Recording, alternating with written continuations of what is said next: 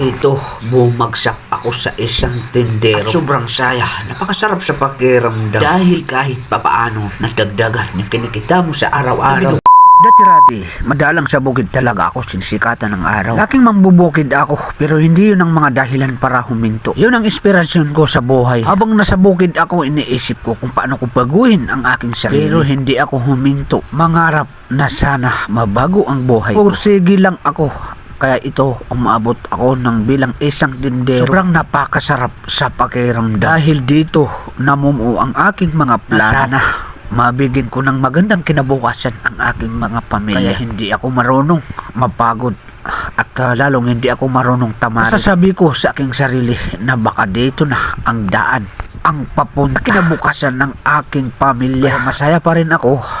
Kung dati-rati, nahanap ko sa maghapon kung paano ako makaraos. Kumita lamang ako ng pambili ng 1 kilong bigas. Sapat na yun. Pero habang tumatagal, ay unti-unti kong napapag-isipan paano pag madagdagan ang pamilya ko. Kaya yun ang mga dahilan ko bakit ako nakapag-isip ng ibang paraan na madagdagan ang aking kinikita sa araw-araw. Kaya ito, bumagsak ako sa isang tindero. At sobrang saya, napakasarap sa pakiramdam. Dahil kahit papaano, nadagdagan yung kinikita mo sa araw-araw, binubuhay mo sa iyong pamilya. Kaya nga ang sabi nga nila, habang may buhay ka, may pag-asa ka talaga. Basta magpatuloy ka na lang kung ano ang iniisip alam mong makakabuti sa iyo at makakatulong sa iyong pamilya. Kaya ito, dumating ang mga panahon, dito na ang bagsak ko. Planong matuto magnegosyo. Dahil ito lang talaga ang makakatulong para sa akin. Maliit man o malaki ang kinikita namin sa araw-araw at sapat na yun. Ang mahalaga, kahit papaano ay nagbabago ang buhay natin. Sana naman tumingala ka lang sa langit na walang nangyayari. Tandaan mo na ang pagpapahirap sa hanap buhay, yan